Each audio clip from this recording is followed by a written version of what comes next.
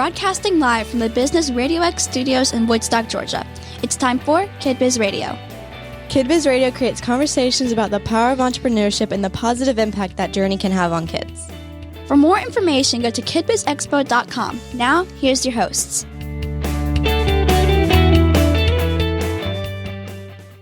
Hi, welcome to Kid Biz Radio. I'm Layla. And I'm Austin. And today we have an awesome guest with us in the studio, Tyler Head with CGI. Hello. Thanks for having me, guys. Happy to be here. Can you tell us about yourself and about your business? Yeah. So kind of a weird path to CGI. Covering a couple different states in about a half a decade of time. But what we do is digital economic development. It's a lot of moving parts, it sounds like. Breaks down pretty simply. We help municipalities curate, quality control the first impression that they make online, kind of as a whole, specifically on the homepage of their municipal website. Who uses it versus who you would expect to use it may be surprising to some of you, but kind of wholesale across the board. We produce a video series that acts as the first impression for your community, in this case, Cherokee County is who we're working with. And then my role individually is to meet with all the nonprofits, the businesses, the community as a whole to help them improve the digital infrastructure of the place that they live so that it's more attractive for the people that they want to attract. And they get the right folks moving in and grow the way that they want to grow. In a nutshell. We have a lot of workshops focusing on like your first like appearance and impressions and stuff. Mm-hmm. Well, that's the name of the game. You think about bounce rates on websites and making first impressions. You kind of get one shot these days, and then you're out of there. Yeah. How did you get started in your business? So, interesting story. Okay. I was a young whippersnapper myself, managing some beach clubs down in Florida, and got recruited out of it from, I guess, just being able to talk well at people. Got into radio at that point, and then was noticed by a Chamber of Commerce director by the name of Kelly Jo Kilberg, who ended up being one of my longtime mentors, even to this day, recruited me into the Chamber of Commerce world. At which point I worked with CGI on the other side of the table, brought them into our community. Some people are familiar with it, Santa Rosa Beach, the 30A area down in the Gulf Coast of Florida. Went through the whole process with CGI, loved the model, the community impact that they have. And in the intervening years, I moved on from the chamber, launched my own consulting firm, and my wife received an opportunity, now wife, to relocate home back to Knoxville for a super amazing job for her. And I went with her because we weren't going to say no to that. And CGI was actually opening up an office in Knoxville, so I shuttered my firm, Head First Promotions, and said, hey, guys, I would like to do what you guys do for you. I'm here in Knoxville. Let me be your Southern representative, and I will make all these folks that sound and look like me like you. And that was about 6 years ago, so business is booming.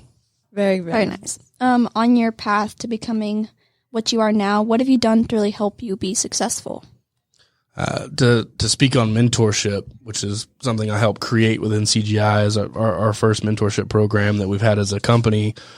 Not many, but the few people I've had that have been more senior in the industry and not in any particular industry to look to give you the structure of here's the things that you need to be good at and excel with to have success, really gives you the launch pad. So looking for quality mentorship, but also challenging the boundaries of what you should be or shouldn't be doing within your scope of activity. So pushing it just a little bit on the line, seeing where there's new things that can be done, where there's maybe deficiencies in a process, and all the while kind of looking to the people that have guided you along the way to tell me if I'm getting too far out of hand. Reel me back in if you need to, but let us keep going. And those mentors are guideposts along the way, but it's really just kind of figuring out what works and what doesn't work for you individually, because not everybody's the same. Are you a mentor for someone? I have several mentors within our company. Actually, my latest mentor just won Miss, or mentee, actually, I'm the mentor. Let me get the terminology straight. Just won Miss Pennsylvania, USA. So she's actually going to be in the Miss America contest this really fall. Cool. That is very cool. Rooting for you, Jasmine. Yes. Rooting for you. That's really pretty. All right. Okay. What would you say you define success as? Well, the easy answer is financial security, right? That's kind of how everybody would label it as that. I think that's an aspect of success, because if you're not hitting that mark, then you're going to be a lot more stressed out and looking for ways to do so. A little more difficult. But I would say it's financial security married with fulfillment in what you do on a day-to-day basis. Okay. Like, I enjoy my role day-to-day. I enjoy traveling to these communities and interacting with business owners and nonprofit leaders and people that are, out there cutting their teeth trying to do the same thing and improve their circumstances. I could do this job for free. But back to that financial security thing, you kind of need both. So I would say it's a marriage of those two. All right. That's actually really good, because a lot of people say you don't need money to be happy. You just need happiness, but money helps. It's easier really to be happy with some money. Yeah. Some people say strictly financially successful, or you don't need money to be happy.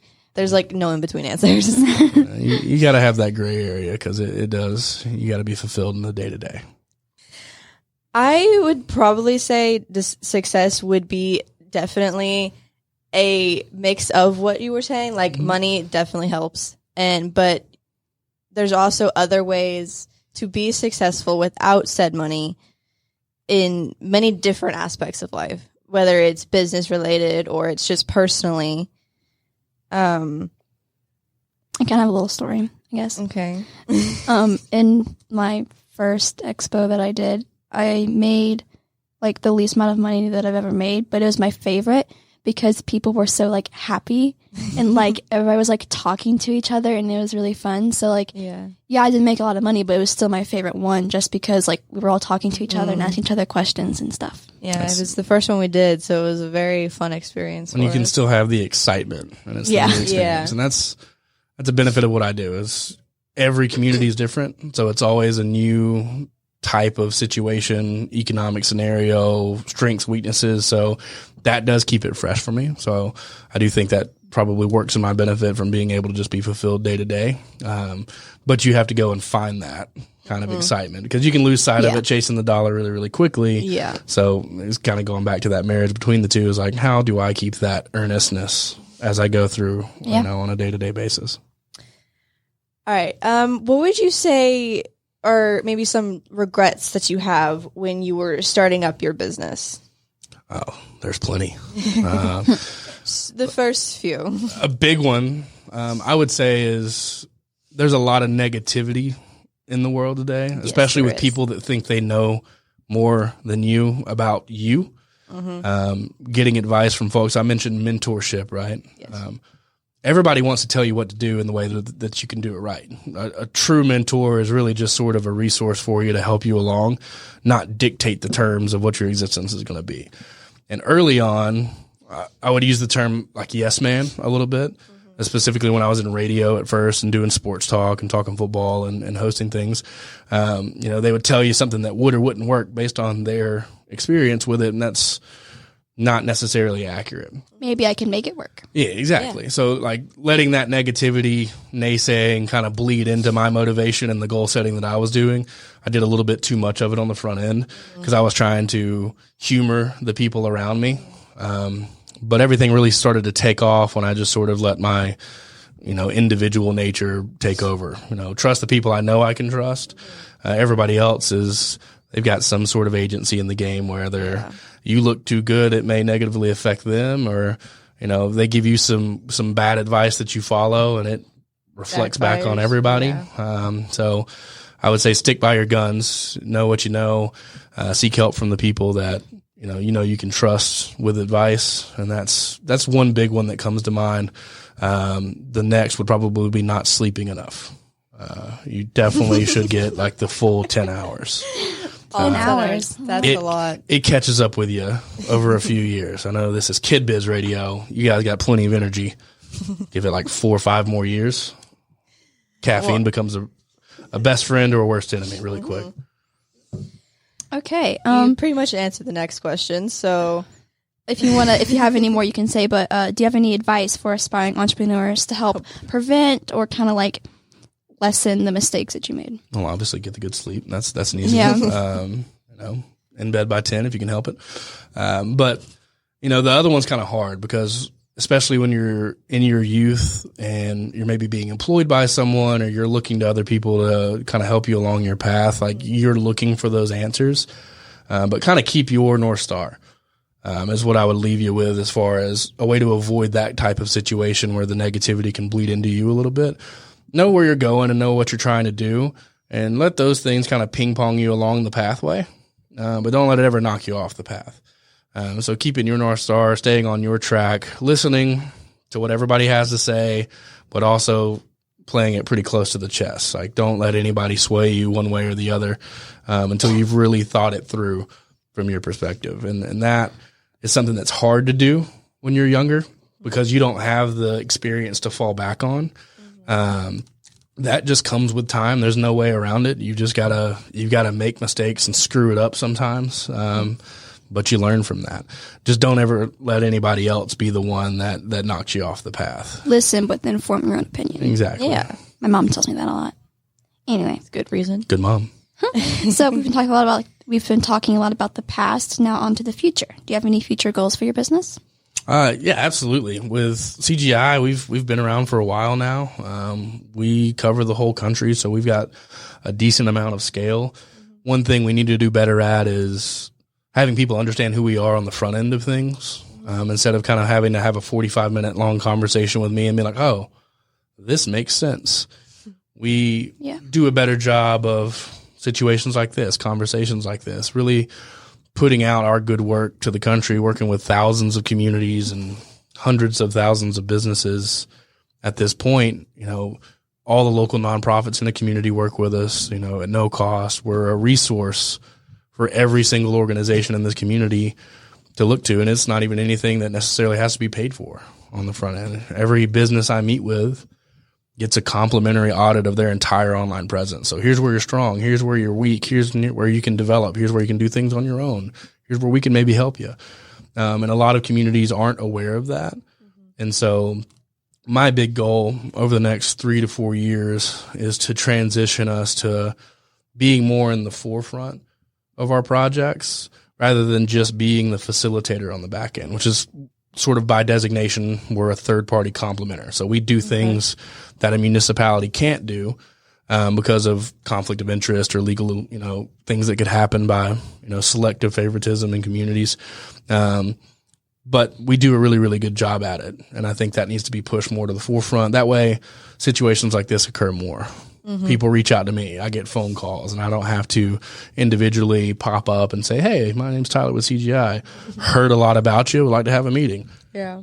Because that just limits our efficiency. And Takes more time. Correct. And the more we can do to kind of evangelize the good things that we do throughout the country, the easier my job gets, and I can get back to that fulfillment part. Very nice. All right. So moving on to the deep questions. Bring it. All right. If you had the attention of the whole world for 5 minutes, what would you say? Everybody's paying attention. Everybody's listening to what you are saying for 5 minutes. What do you say? If you could all just Venmo me $1. No. But That's probably the most realistic answer we've gotten. For $1, you can make this gentleman's life way easier. And then Sarah McLaughlin just kind of chimes in. Like, Yeah. And I'm sad behind like a fence. No, I would say division is all you see kind of around the world now. You turn on the news, bad news. You look around, you hear gossip and negative talk and naysayer.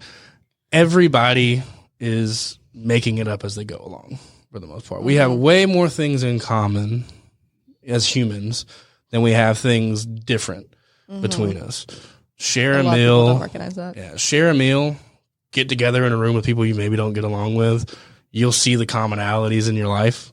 Yeah. Get over it. It's not that serious. People just get along. Like, work it out. That's what I would say. Especially if they have to listen, which is, that's the prompt.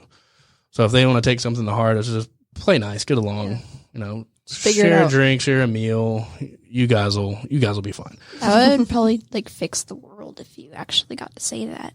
Yeah, well, if they It had would to prevent listen. World War III from happening. And then hopefully I had enough translators to, get it out there. Oh yeah, that's true. That's very true.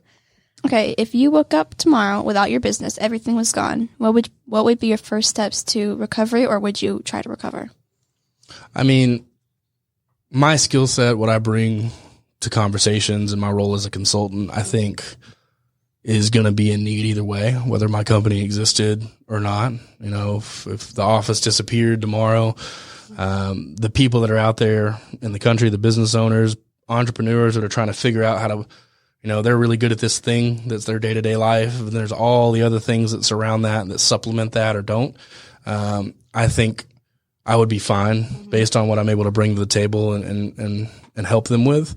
So I wouldn't be too rattled one way or the other. It wouldn't be fun, but I do think, especially with how the internet has changed the dynamics of how people live their lives and, you know, run their businesses, with what we do, the phone would be ringing the next day, even if it wasn't for the business, because someone's going to have the same headache. Someone's going to have the same problems.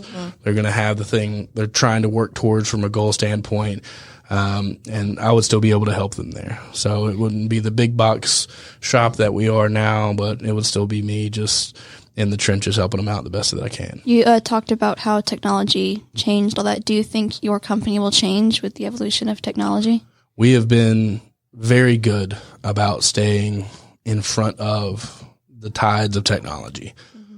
We started out as, if you've ever been to a vacation town and you see like the map of the community that's painted with all the businesses and the main streets, that's where we started. And now we have video-driven, AI-powered websites that turn your entire website into basically what people are programmed to use via social media. So we can turn a business's website into a social media platform for them through a platform we have called Seesaw. And that's just the newest thing. Before that, it was voice searchability, and then it was video and integrating video into your day-to-day life and your business. We've always done a very, very good job of forecasting what's coming next and being in front of that. So we will continue to do so and to stay out in front of it. AI is sort of the new hot commodity that everybody's either stressed about or super excited about. Everyone has something. We've been incorporating it into our services and our business model for the last 4 or 5 years now. Even when it was before, it was there's a dime a dozen, and everybody was just kind of rolling with IBM Watson. We were doing things with AI just to kind of keep it, you know, teased in people's mind. There's new things that are coming, and the world is changing. Well, the thing that people need to understand is you can't stop that part. You just got to figure out how to make it work for you. Yeah. People try to no technology, no. You know, a lot of the rural towns I work with, they think the internet's going to ruin their business, and it can. Because but it can also benefit you. If they avoid it and they run away from the internet, then it will ruin their business, because everybody that's actually utilizing it that's a competitor is going to be who gets that business.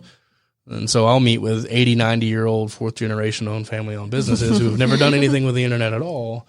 And I'll be like, hey, baby steps. Like, let's start with this. Something. And then a computer. And that's what digital economic development is. That's what CGI does, is we introduce these concepts and these methods to areas that maybe aren't familiar with them.